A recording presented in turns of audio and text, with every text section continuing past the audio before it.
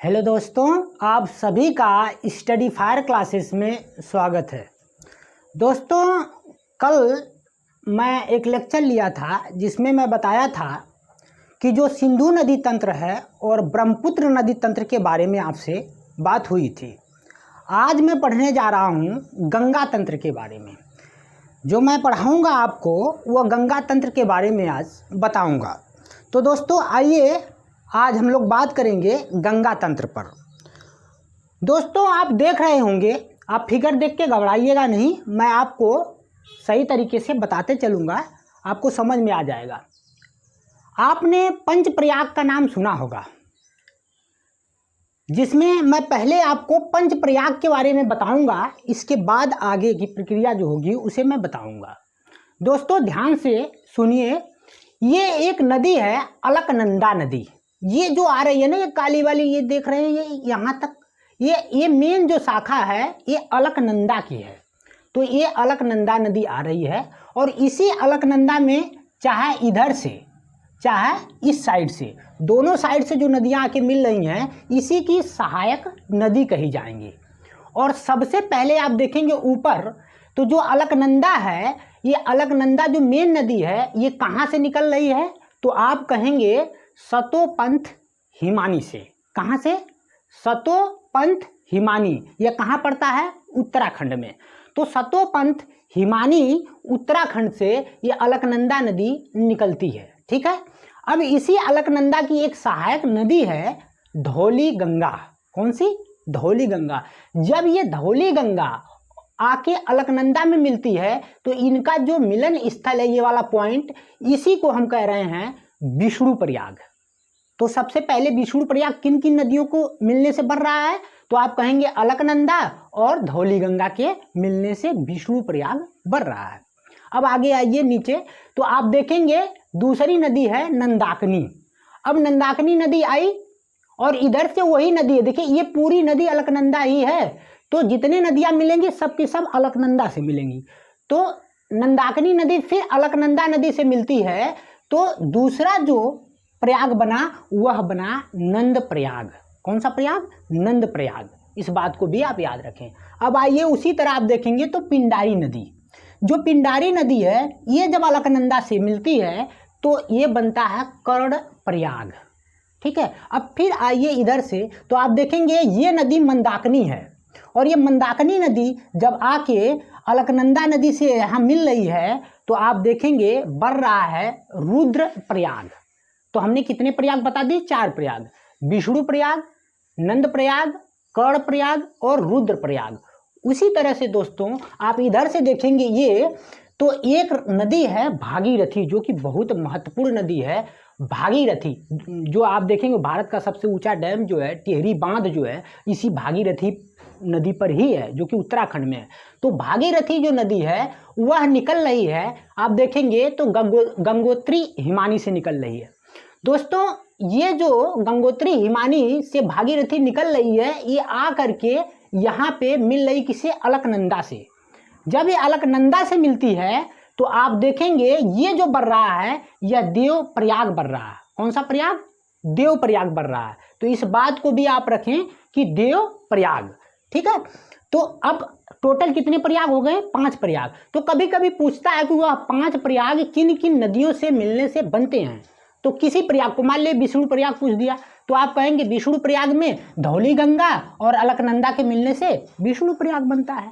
आपसे कभी पूछ दिया कि भैया ये बताइए नंद प्रयाग क्या होता है, तो आप कहेंगे नंद प्रयाग जब दो नदियां अलकनंदा और नंदाकिनी आके मिलती हैं तो नंद प्रयाग। देखिए नंदाकिनी मिली, नंद प्रयाग, तो नंदाकिनी न दोनों मिल रहा तो आसानी से याद हो जाएगा। उसी तरह दोस्तों पिंडारी नदी जब आके मिल रही है किसके? अलकनंदा से, तब कर्ण प्रयाग हो रहा है, यानी कर्ण प्रयाग बढ़ रहा है। इस तरह से आप ये 5 प्रयाग के बारे में डिटेलिंग में आपको याद होना चाहिए, क्योंकि इनसे क्वेश्चन बने हैं। दोस्तों आप देखेंगे जो मंदाकिनी नदी है, इसी मंदाकिनी नदी के किनारे आप देखेंगे तो ये जो केदारनाथ मंदिर है, बहुत प्रसिद्ध केदारनाथ मंदिर, और बद्रीनाथ का 2 नाम सुने होंगे, तो जो केदारनाथ मंदिर है यह इसी मंदाकिनी नदी के तट पर स्थित है। तो ये क्वेश्चन बन सकता है और बना है पेपर में, इसलिए आप इसे याद रखें। उसी तरह जो अलकनंदा मैंने बता रहा था, उसके तट पर स्थित जो प्रसिद्ध मंदिर है वह बद्रीनाथ का मंदिर है।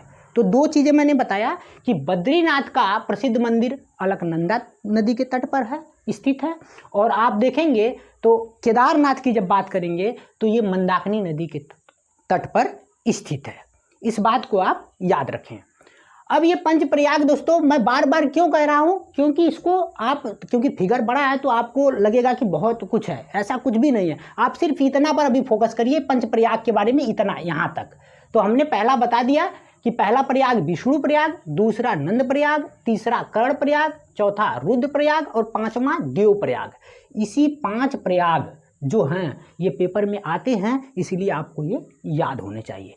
अब दोस्तों जब ये जो भागीरथी नदी आप देख रहे हैं, ये भागीरथी नदी जो आ रही है गंगोत्री हिमानी से निकल करके, उत्तराखंड में सब ये उत्तराखंड से ही निकल रही हैं, और इधर से जो अलकनंदा आई, तो इन दोनों का जो मिलन स्थल आप देख रहे हैं, ये मिलन स्थल दोस्तों, एक मिनट मैं बदल लूँ अपना मार्कर, तो आप देखेंगे कि दोस्तों ये जो पॉइंट है, ये इससे आगे जब, यानी देवप्रयाग से आगे जब ये नदी आती है, दोनों मिल जाती हैं, दोनों की धारा, यानी किसकी की अलकनंदा और भागीरथी की धारा ये मिल के आगे, यही जो है गंगा नदी के नाम से अब आगे बढ़ेगी।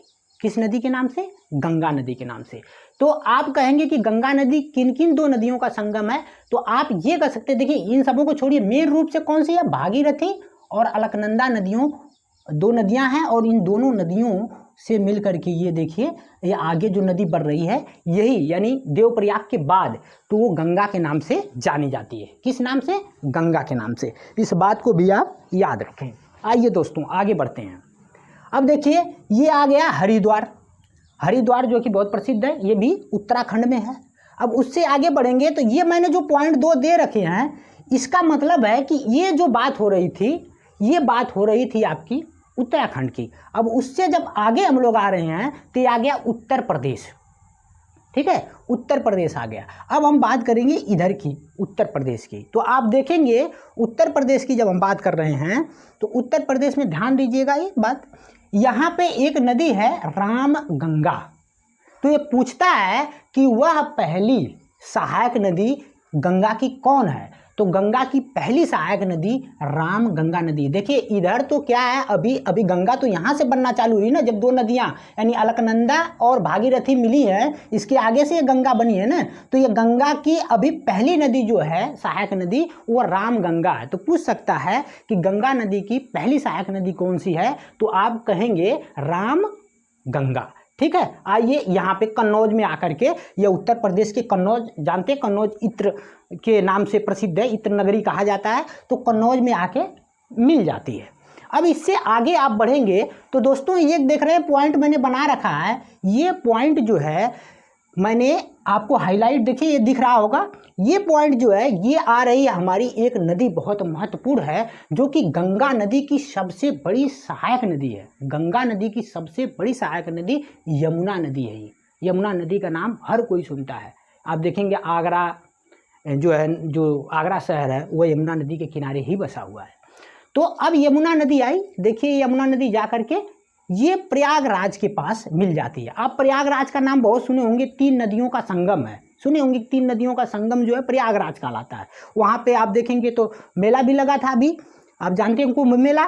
तो आप देख रहे हैं एक नदी तो इधर से गंगा आ रही है, दूसरी प्रयाग आ रही है, और हम कह रहे हैं 3 नदियों का संगम। तो आप सोच रहे हैं एक नदी कहाँ गई? दोस्तों एक नदी जो है यहाँ पे सरस्वती नदी है, जो कि मतलब कि अंदर से, मतलब कि वो एक तरह से लुप्त हो गई है, वो दिखती नहीं है, तो इसलिए उसको मैंने दिखाया नहीं है। लेकिन आपको ध्यान रखना है कि ये जो प्रयागराज है, यहाँ 3 नदियों का संगम होता है, एक गंगा और दूसरा नीचे से यमुना और तीसरा सरस्वती। 3 नदियों का संगम ये है प्रयागराज के पास, ठीक है।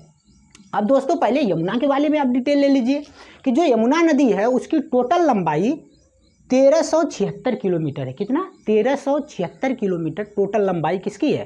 तो यमुना की। जबकि गंगा की कितनी है? तो आप देखेंगे 2525 किलोमीटर। कितना? 2525 किलोमीटर, जिसमें से आप देखेंगे तो 2071 किलोमीटर सिर्फ भारत में उसकी लंबाई है, बाकी सब बांग्लादेश में है।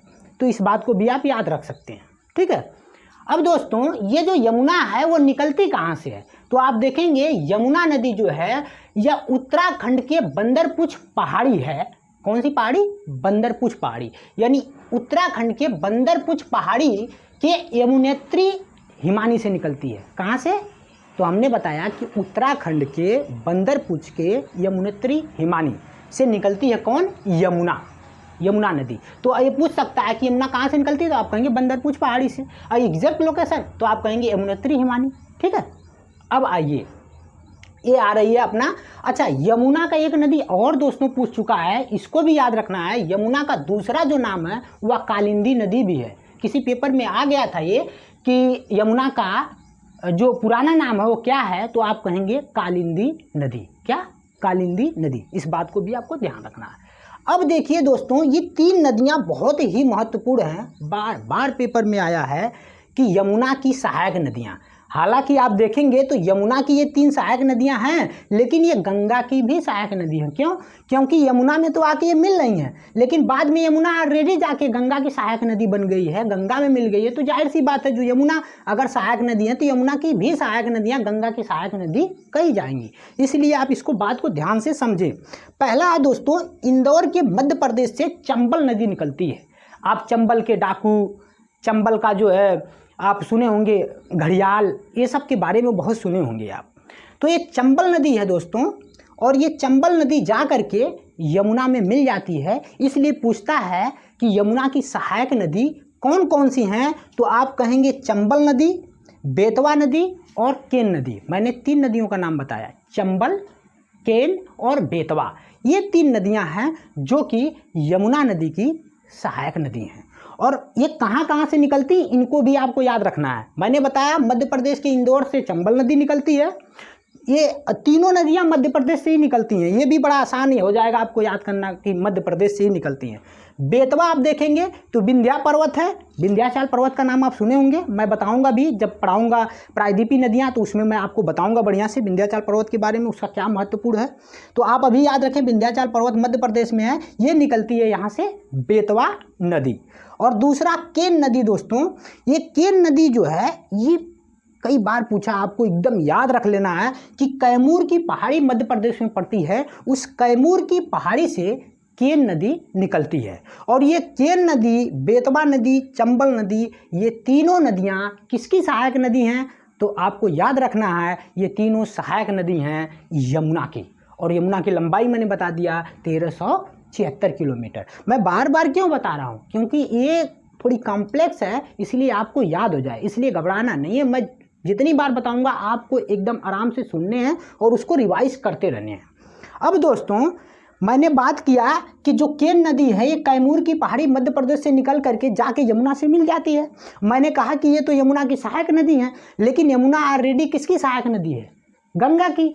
तो ये नदियां भी गंगा की सहायक नदी कही जा सकती है। इसलिए पेपर में कभी कभी यमुना न दे, अगर गंगा दे दे तब भी आप गंगा की सहायक नदी इनको मान। तो दोस्तों बात करते हैं, हम लोग बात कर रहे थे, यहाँ तक आ गए थे कैमूर की पहाड़ी, यानी केन नदी कैमूर के पहाड़ी से निकलती है, जो कि कहाँ है, मध्य प्रदेश में है। ठीक है, अब दोस्तों आता है कि ये जो कैमूर की पहाड़ी है, आप देखेंगे तो इसका एक बहुत अच्छा क्वेश्चन बन चुका है पेपर में कि जो सोन नदी है और यमुना नदी है, इनके बीच जल विभाजन का काम करती है कैमूर की पहाड़ी। तो आपसे पूछ सकता है कि वह कौन सी पहाड़ी है जो सोन नदी और यमुना नदी के बीच जल विभाजन का काम करती है, तो आप कहेंगे कैमूर की पहाड़ी। ठीक है, आइए अब दोस्तों ये बातें मैंने बता दिया था। और मुख्य रूप से आप देखेंगे तो जो गंगा नदी के प्रवाह का क्रम है वो आप देखेंगे तो उत्तराखंड मैंने सबसे पहले बताया, फिर आप देखेंगे तो यूपी यानी उत्तर प्रदेश, अब फिर आप आगे आएंगे तो बिहार, अब बिहार के बाद आप देखेंगे पश्चिम बंगाल, फिर चली जाती है वो बांग्लादेश में। ये सारी बातें इधर से हैं, तो आप इनको याद रखिए। दोस्तों वैसे तो आप देखेंगे तो जो गंगा नदी है उसको 2008 में राष्ट्रीय नदी घोषित कर दिया गया, और इसमें एक जीव पाया जाता है जिसको हम डॉल्फिन के नाम से जानते हैं। तो जो डॉल्फिन है उसको राष्ट्रीय जलीय जीव घोषित कर दिया गया है। क्यों? जो गंगा में पाई जाती है, यानी गंगा डॉल्फिन को राष्ट्रीय जलीय जीव जो है घोषित कर दिया गया है। इस बात को भी याद रखिएगा। ठीक है, ये चीज़ें हैं। अब मैंने ये बता दिया आपको कि प्रसिद्ध केदारनाथ मंदिर मंदाकिनी नदी आप देख रहे हैं इसके तट पर है, और आप देखेंगे बद्रीनाथ तो अलकनंदा नदी के तट पर है। अब मैं यहाँ तक आ गया था, यानी उत्तर प्रदेश में जब गंगा नदी घुस रही थी तो यहाँ आई, और यहाँ आने के बाद मैंने ये बता दिया कि ये प्रयागराज में 3 नदियों का संगम है। कौन कौन सी? तो मैंने बताया यमुना, इधर से गंगा, और एक सरस्वती जो कि विलुप्त है। 3 नदियों का संगम है। अब उससे मैं आगे बढ़ रहा हूँ दोस्तों, उससे आगे थोड़ा आप आइए, आगे आइए। देखिए दोस्तों, बात करते हैं हम कि प्रयागराज के आगे जब ये गंगा जा रही है, आप देखेंगे यहाँ पे, तो यहाँ से एक नदी उत्तर प्रदेश से निकलती है जिसका नाम है गोमती नदी। गोमती नदी का नाम आप बहुत सुने होंगे, क्योंकि गोमती नदी के किनारे ही लखनऊ बसा हुआ है। लखनऊ किस नदी के किनारे बसा हुआ है? तो आप कहेंगे गोमती नदी के किनारे। अब ये गोमती नदी जो आप देख रहे हैं, ये आकर के गाजीपुर, आप जानते हैं गाजीपुर भी बहुत प्रसिद्ध जो ज़िला है, तो आप जानते होंगे उत्तर प्रदेश में, वहाँ आके मिलती है। और ये जो गोमती नदी है दोस्तों, यह इसके बारे में ये पूछा है। देखिए अभी तक जो नदियाँ, जैसे रामगंगा उत्तराखंड से निकल रही थी, पहाड़ी क्षेत्र था, लेकिन ये जो है ना उत्तर प्रदेश के एकदम समतल से, यानी समतल भाग से निकलती है गोमती नदी, और आ करके ये गाजीपुर मिल जाती है गंगा नदी से। तो आपको ध्यान रखना है कि पीलीभीत उत्तर प्रदेश, आप पीलीभीत का नाम सुने होंगे क्योंकि वहाँ राष्ट्रीय उद्यान भी है। तो पीलीभीत उत्तर प्रदेश के कौन सी झील से निकलती है ये गोमती नदी? तो फुहलर झील। इसको याद रखना, किस झील से निकलती है? फुहलर झील से गोमती नदी निकलती है, आकर मिलती किससे? गंगा नदी से गाजीपुर में। और मैंने बताया कि यह पहली नदी है जो कि समतल से निकल रही है। ठीक है, इस बात को भी आप याद रखें। अब दोस्तों एक चीज़ और आपको बताऊं, इसमें मैंने बहुत ज़्यादा इसलिए नहीं लिखा कि आप परेशान हो जाएंगे। आप देखेंगे तो ये नदी ऐसे बह रही है, तो आप देखेंगे नीचे इसका दायां हो जाएगा, ऊपर हो जाएगा इसका बायां। तो बाएं तरफ से जो नदियां मिल रही हैं आकर के, उनकी सहायक नदियां बाएं तरफ से कही जाएंगी, और जो दाएं तरफ से जाके मिल रही हैं वो उनकी सहायक नदी दाएं तरफ से कही जाएगी। तो आप इसको भी याद रख सकते हैं कि ये जितनी नदियां हैं ये गंगा की सहायक नदी है। कभी कभी गंगा की सहायक नदी पूछता है और 4 ऑप्शन दे देता है कि इसमें से कौन सी गंगा नदी की सहायक नदी नहीं है। तो मान लीजिए रामगंगा दे दिया, इधर से गोमती दे दिया, इधर से मान लीजिए सोन दे दिया, और दूसरा कोई और एक दे दिया। अब वो पूछ दिया, तो उसमें से आपको पता होना चाहिए कि कौन सी नदी ये गंगा नदी की सहायक नदी है। तो ये मैं बताते जा रहा हूँ, रामगंगा भी है और गोमती भी है। इधर से आप देखेंगे, अब आइए इधर आगे, तो पहले तो इसके बारे में आप जान लें कि छपरा में कौन सी नदी आके मिल रही हैं। ठीक है, छपरा में बात करते हैं दोस्तों। तो देखिए दोस्तों, पंखा बंद करना पड़ता है, आप जानते हैं, इसलिए थोड़ा पसीना होता है, तो आप डिस्टर्ब ना हो। दोस्तों यहाँ से आप देखेंगे तो काली नदी है, और इधर से एक करड़ाली नदी है। तो काली और करड़ाली जो नदियां हैं दोस्तों, आप देखेंगे तो भारत में इसी काली नदी को शारदा के नाम से जाना जाता है। और अभी तो विवाद भी चल रहा था दोस्तों, जो नेपाल है, नेपाल आप देख रहे हैं, नेपाल और अपना इधर उत्तराखंड है, दोनों के बीच में इस काली नदी को लेकर के हमेशा विवाद चलता रहता है। काली नदी, लिपुलेख दर्रा, ये सब का नाम सुने होंगे आप। तो वो सारे एरिया हैं, उन एरिया जो हैं उनको लेकर के दोनों देशों के बीच विवाद चलता रहता, भारत और नेपाल के बीच। तो इसको आप याद रखें कि काली नदी आई है, तो उसी काली नदी को हम शारदा नदी कह रहे हैं, इस बात को ध्यान रखिए। लेकिन शारदा कहाँ? अपने भारत में कही जा रही है। और इधर से देखिए करड़ाली नदी आई, और करड़ाली नदी को हम नाम दे रहे हैं भारत में घाघरा। क्या नाम दे रहे हैं? घाघरा नदी।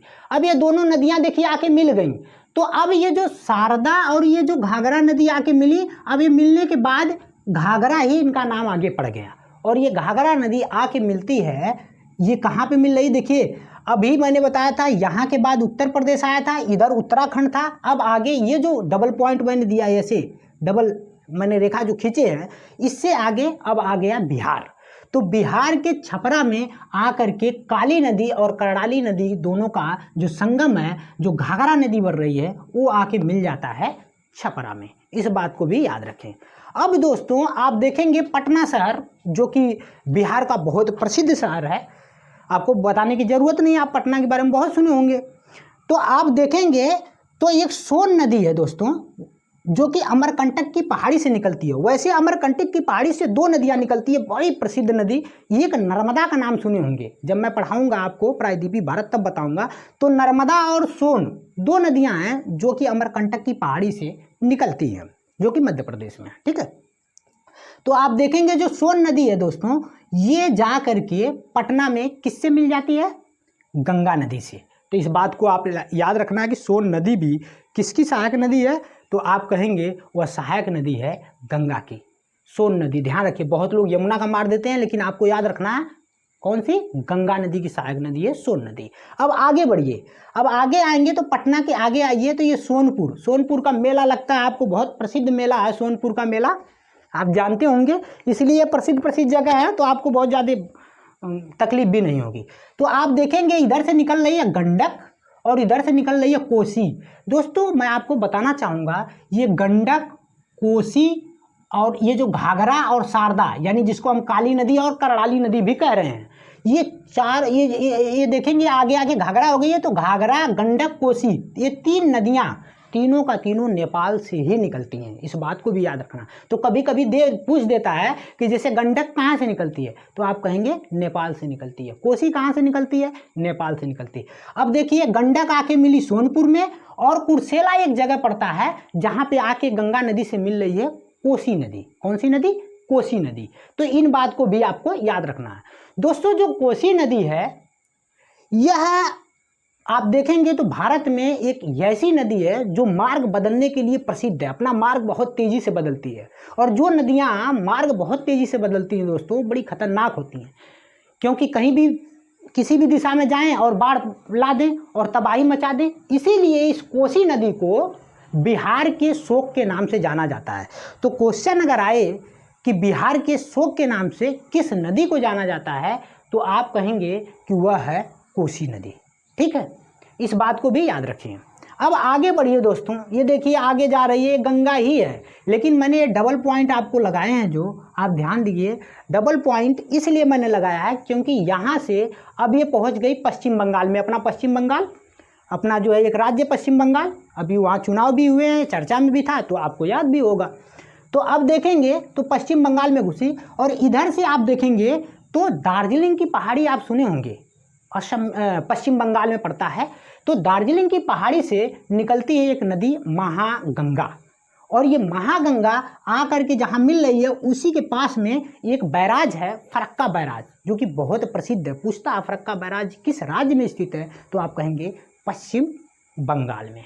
ठीक है, ये जो पश्चिम बंगाल के पास ये बना हुआ है फरक्का बैराज, इसको याद रखें। और मैंने कहा कि दार्जिलिंग की पहाड़ी से महानंदा नदी निकलती है, और ये महानंदा नदी आकर के मिल रही है कहाँ पे, तो गंगा नदी में। ठीक है, तो ये भी सहायक नदी है गंगा नदी की। कौन? महानंदा। अब दोस्तों आगे बढ़िए, आप आगे आएंगे तो आते रहिए, इधर से आप देखिए तो आप देखेंगे कि यह जो गंगा नदी है आगे आकर के दो भाग में बट गई। तो ये जो गंगा नदी का एक शाखा इधर आ रहा है इस साइड में, ये रेड वाला जो है, इसको कहते हैं हुगली। क्या? हुगली नदी। ठीक है, और ये जो है हुगली नदी जो आ रही है, इसी हुगली नदी में एक नदी इधर से आके मिल रही है जिसको हम दामोदर कह रहे हैं। ये दामोदर नदी।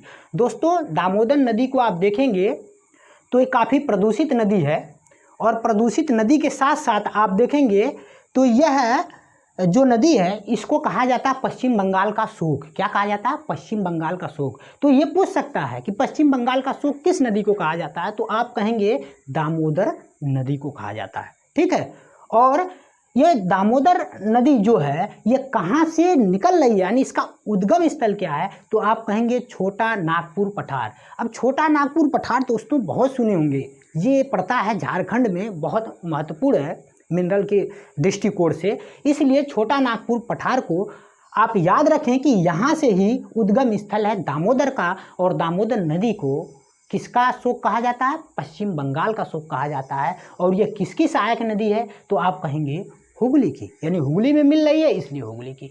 लेकिन दोस्तों ये जो गंगा नदी आकर के दो भागों में बटी थी जिसको हम हुगली कह रहे हैं, वो तो इधर चली आई पश्चिम बंगाल, लेकिन एक आप शाखा ये देख रहे होंगे इधर जा रही है, ये दोस्तों ये पहुंचती है बांग्लादेश में। कहाँ पहुंचती है? बांग्लादेश। बांग्लादेश आप जानते हैं अपना पड़ोसी देश है, काफ़ी उससे अपना रिश्ता भी बहुत बढ़िया रहता है अपने देश का, जहाँ की प्रधानमंत्री शेख हसीना आप जानते होंगे। तो ये जो है आप देखेंगे तो ये चीज़ें, यानी ये जो शाखा आ रही है गंगा की, इसको हम पद्मा नदी के नाम से जान रहे हैं। लेकिन ये पद्मा नदी कहाँ कही जा रही है? तो पश्चिम बंगाल, इस बात को याद रखिए।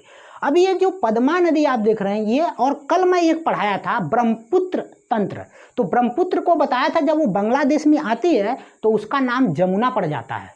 अब ये जमुना और पद्मा का संयुक्त धारा आकर के एक नदी मेघना है जिससे मिलती है, और ये संयुक्त धारा जो दोनों की है, यानी जमुना और गंगा की, जिसको हम पद्मा कह रहे हैं, इनकी संयुक्त धारा मेघना के नाम से जानी जाती है। तो देखिए ये सब के आके मेघना मिल गई और मेघना के नाम से आगे बढ़ती हैं। तो ये कभी कभी पूछता है कि जो जमुना है, यानी जिसको हम ब्रह्मपुत्र कह रहे थे, और जो पद्मा है जिसको हम गंगा कह रहे थे, ये दोनों नदियाँ जो हैं, इनका जो संगम जहाँ होता है, यानी जहाँ ये मिलती हैं, इनका जो मिलन शाखा है उसको पश्चिम बंगाल में मेघना के नाम से जाना जाता है। तो कभी कभी पूछ देता है कि इनका मेघना में क्या नाम है, यानी सॉरी पश्चिम बंगाल में क्या नाम है, तो आप कहेंगे मेघना। ठीक है। अब ये मेघना नदी आगे बढ़ती है और दोस्तों ये जा कर के आगे बहुत बड़ा डेल्टा का निर्माण करती है, जिसको सुंदरवन का डेल्टा कहते हैं। मैंने बताया था विश्व का सबसे बड़ा डेल्टा जो है, यही नदियाँ मुख्य रूप से कौन कौन सी, तो जमुना जिसको ब्रह्मपुत्र कह रहे हैं और पद्मा जिसको हम गंगा कह रहे हैं, इन नदियों के मिलने से, यानी यही नदियाँ जा कर के आगे क्या बना रही हैं, सुंदरवन का डेल्टा, जो विश्व का सबसे बड़ा नदी डेल्टा है। और आप जो है देखेंगे कि जो सुंदरवन का डेल्टा है दोस्तों, ये बहुत बड़ा तो है ही, लेकिन एक विशेषता इसकी और है कि यह दोनों देश में है। आप बांग्लादेश में कुछ भाग है और कुछ हिस्सा इसका अपने भारत में भी है। तो आप इस बात को भी याद रख सकते हैं कि ये जो सुंदरवन का डेल्टा है विश्व का सबसे बड़ा डेल्टा, ये दोनों देश में इसका विस्तार है। ठीक है दोस्तों, जो दामोदर नदी है, मैंने बताया था कि इसको शोक कहा जाता है, किसका, तो पश्चिम बंगाल का शोक कहा जाता है। और यह प्रदूषण के कारण इस नदी को जैविक मरुस्थल के नाम से भी जाना जाता है। तो आप ऐसे पूछेगा क्वेश्चन कि पश्चिम बंगाल में वह कौन सी नदी है जिसे प्रदूषण के कारण जैविक मरुस्थल का उपनाम दिया गया है, तो आप कहेंगे वह नदी दामोदर है। ठीक है दोस्तों, दामोदर। तो इस बात को कहाँ से निकल रही, छोटा नागपुर पठार से, और इसके बंगाल का शोक कहा जाता है। कई बार बोल रहा हूँ दोस्तों ताकि आपको याद हो जाए, आप घबराएं नहीं। अब दोस्तों आप देखेंगे नीचे मैंने ये सारी डिटेल आपको बता दी है। कैमूर की पहाड़ी का मैंने इंपॉर्टेंस आपको बता दिया कि एक तो वहाँ से केन नदी निकल रही है, और दूसरा मैंने बताया कि कैमूर की पहाड़ी है जो सोन नदी और यमुना नदी के बीच जल विभाजन का काम कर रही है। और ये महत्वपूर्ण जानकारी आपको मिल गई कि आखिरकार मेघना किनकी संयुक्त धारा है। तो आप देखेंगे मुख्य रूप से तो गंगा की और जमुना की संयुक्त धारा को हम क्या कर रहे हैं, पश्चिम बंगाल में मेघना, अरे पश्चिम बंगाल में बांग्लादेश में मेघना कर रहे हैं। किसमें, बांग्लादेश में, न कि पश्चिम बंगाल, कंफ्यूज मत होइएगा। ठीक है दोस्तों, आप इधर आएंगे तो मैंने ये बात भी, गंगा नदी को 2008 में राष्ट्रीय नदी घोषित किया गया, ये बता दिया, ये सारी चीज़। लेकिन दोस्तों ये जो 3 नदियाँ केन, बेतवा और चंबल है ना, ये यमुना की सहायक नदी कई बार पेपर में आया है, इसीलिए चंबल, बेतवा, केन बेतवा, चंबल, कुछ भी बोलिए, ये तीनों इसी की सहायक नदी है यमुना की, और यमुना की लंबाई 1376 किलोमीटर है। लेकिन भारत की सबसे बड़ी नदी की बात करें तो वह अपनी गंगा है 2525 किलोमीटर, जिसकी भारत में टोटल लंबाई मैंने आपको बताया था 2071 किलोमीटर। बाकी वो बांग्लादेश में कुछ उसका हिस्सा चला जाता है। तो आप इस बात को याद रखें दोस्तों। और दोस्तों ये जो आपका पंचप्रयाग मैंने बताया, बहुत लोग इतना ही का खाली वीडियो बनाते हैं, इतना ही का, और इसी को मजे का टाइम लगा के बता देते हैं ये पंचप्रयाग है। इसलिए मैं बार बार आपको बता रहा हूँ कि इसका बहुत महत्वपूर्ण, क्योंकि ये पंचप्रयाग यानी विष्णु प्रयाग, नंद प्रयाग, कर्ण प्रयाग, रुद्र प्रयाग और देव प्रयाग, ये प्रयागों के बारे में याद होना चाहिए, क्योंकि किसी इसमें से एक पूछ देगा। मान लीजिए पूछ दिया कर्ण प्रयाग किन किन नदियों के मिलने से बनता है, तो अलकनंदा तो सबके लिए कॉमन है, इसलिए अलकनंदा को भूलना ही नहीं है। अलकनंदा और इधर से पिंडारी नदी आती है तो कर्ण प्रयाग बन जाता है। दोस्तों इसमें जो इसकी सबसे मुख्य 2 सहायक नदियां हैं, किसकी, जो ये अलकनंदा है, वह 2 ही नदी मानी जाती हैं मुख्य रूप से, वह एक पिंडारी है, दूसरा मंदाकिनी है। तो इस बात को भी आप याद रख सकते हैं। ठीक है अब आप देखेंगे तो ऊपर से जो नदी आ रही है गंगा की सहायक नदी, उसको हम बोल देते हैं कि भैया बाएं तरफ से आके मिल रही है, इसलिए बाएं तरफ से मिलने वाली सहायक नदियाँ। और जो नीचे से जा रही हैं उनको जैसे सोन हो गई, इधर यमुना हो गई, तो इन सारों के बारे में डिटेल आपको खूब अच्छे से याद रखने हैं। तो दोस्तों आज के लिए इतना ही रखते हैं। दोस्तों शेयर, सब्सक्राइब और लाइक ज़रूर करें। और ठीक है दोस्तों, कल मिलते हैं, तब तक के लिए नमस्कार मेरे भाई।